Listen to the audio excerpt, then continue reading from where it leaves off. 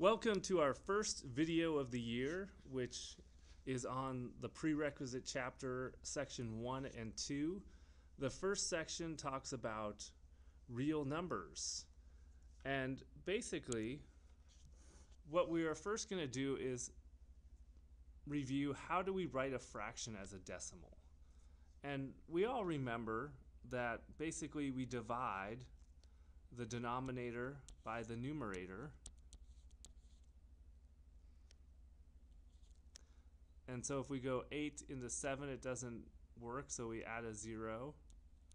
And then 8 goes into 78 times. So 8 times 8 is 64. 70 minus 64 is 6. Bring down the 0. 8 goes into 60 7 times. 8 times 7 is 56. Subtract to get 4. 8 goes into 45 times, and there's no remainder. So the answer is 0.875. This is what's called a terminating decimal.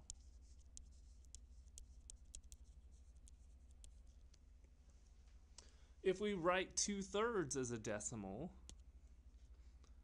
so we go 3 divided by 2. So we have a 0 here because 3 doesn't go into 2. So it's 0.6 because 6 times 3 is 18. And then notice it keeps going as the same thing. Right? 6 times 3 is 18 with a remainder of 2. So you get 0.66 and it keeps on going. So therefore it's equal to 0.6 with a repeating bar. This is what's called a repeating decimal.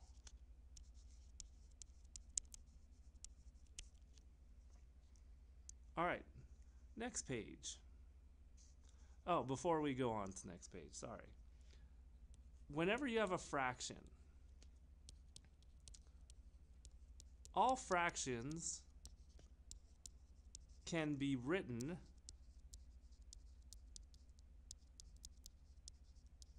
as either a terminating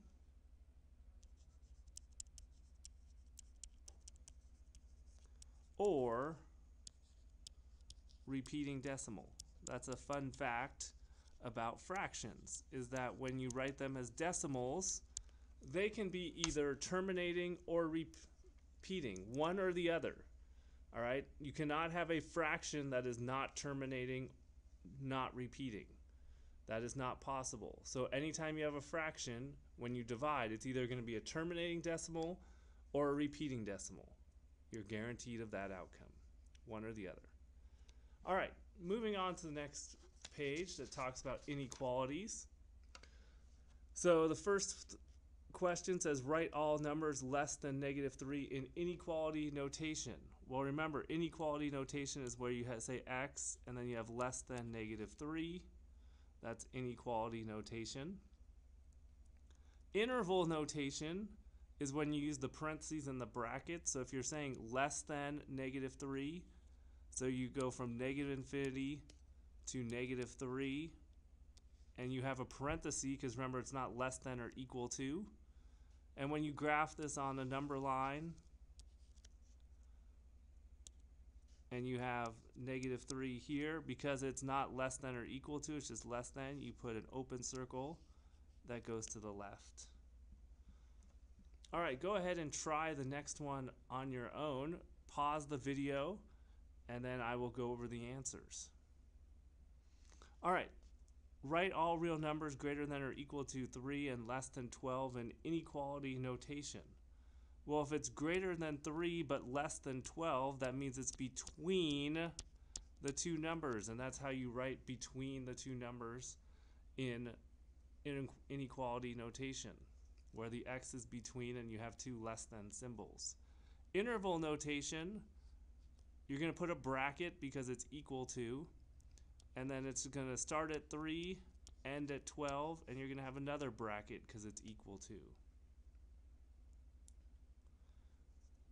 And sorry about that. I misread this. It's not equal to 12, so let's cross that out and let's put a parenthesis there. Sorry about that. Notice it just says less than 12, not less than or equal to. So when you graph it on a real number line, you put a dot at 3 and an open circle at 12, and you connect them. You connect them. So that's inequality notation. So on the next page, we talk about two concepts. First is the additive inverse. That is the opposite of a number. So if we're talking about the additive inverse of negative rad 2 plus 3 pi, that means we want the opposite of negative 2 plus 3 pi, which means you're just going to distribute the negative sign. So you get negative rad 2 minus 3 pi. Because if you think about it, the additive inverse of 5 is just negative 5. It's the opposite. Because additive inverse means whatever you can add, that will equal 0. That's what it has to do for the additive inverse. Laws of exponents. First law, if you're raising two numbers with the same base to powers and you're multiplying them, so notice x to the n times x to the m, then you're going to add the exponents. So for example, x squared times x to the third, that's x to the 2 plus 3, that's x to the 5th. When you raise a term with exponents to a power, then you multiply the exponents. So for example, x squared to the third power is x to the 2 times 3, which is x to the 6th. Then when you divide with the same base with exponents, then you subtract the exponents. So for example, x to the 5th over x squared, that's the x to the 5 minus 2, which is x to the third. And you're always going top minus bottom. And then the fourth law of exponents that we need to know is when you have a negative exponent, that means it's going to be the reciprocal, or 1 over x to the n. So for example, if I say x to the negative second, that's the same as 1 over x to the second. Likewise, if I go 1 over x to the negative nth power, it's the same as x to the n. I just take the reciprocal. So for example there, if I said 1 over x to the negative second, that's just going to become x to the second. All right. Next, we're going to talk about the real number system. And the real number system has different parts. First, you have rational numbers. Those are fractions. Any number that can be written as a fraction. So remember, if it's a fraction, then it also can be a terminating or repeating decimal.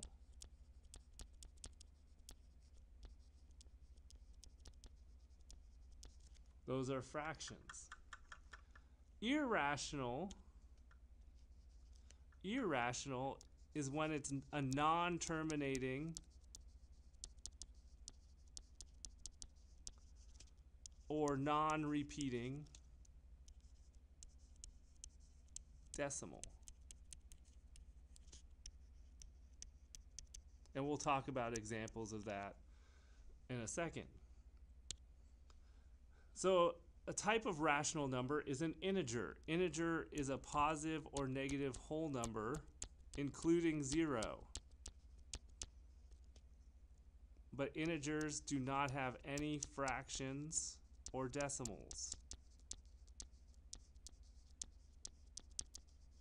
So you have positive or negative whole numbers. Whole numbers are positive numbers including 0. So for example, 0, 1, 2, 3, so on. Positive whole numbers including 0. Natural numbers are just positive numbers. So like 1, 2, 3, 4, 5, so on. They do not include 0. Irrational numbers, like we said, are non-terminating, non-repeating decimals. Some examples of irrational numbers are pi. Pi is a non-terminating, non-repeating decimal. Also, square roots that are not whole numbers. For example, the square root of 13, that is a irrational number. The square root of 5, the square root of 7. Any square root that is not a perfect square or not a whole number. A rational number is any number that can be written as a fraction. So like 5/7 is a rational number. The square root of 4 is a rational number because it can be written as 2, which can be written as a fraction. 0.75 is a rational number because it is a terminating or repeating decimal because you can write that as a fraction. So those are examples of rational and irrational numbers. And then the different categories of rational numbers like integers, whole numbers, and natural numbers.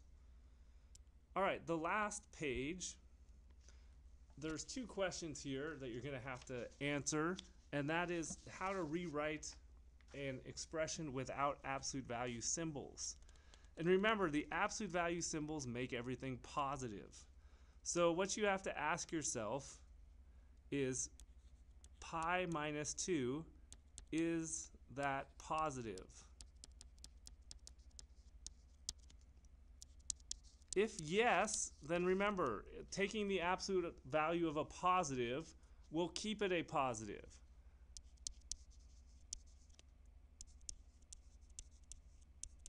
So if it's yes, then leave it the same. So in this case, pi minus 2 will be positive because remember, pi is approximately 3.14. So minus 2 is going to be positive. So therefore, when I remove the absolute value symbols here, my answer is just going to be pi minus 2. That's it. It says rewrite 2 minus pi without absolute value symbols. So is 2 minus pi, is that positive? And the answer to this question is going to be no, because 2 minus 3.14 is going to be negative approximately 1.14. So that means if I have the absolute value of 2 minus pi, to remove the absolute value symbols, I'm going to have to take the opposite of what that is. Because if you did this, it's going to be negative 1.14, but then when you take the absolute value, it's going to be positive. So the actual answer is the opposite of what the value of 2 minus pi is. So in this case, it'd be negative 2 plus pi, which is equal to pi minus 2. All right, hopefully this video helped, and if you have any questions, please feel free to ask during class, and I hope you enjoyed it.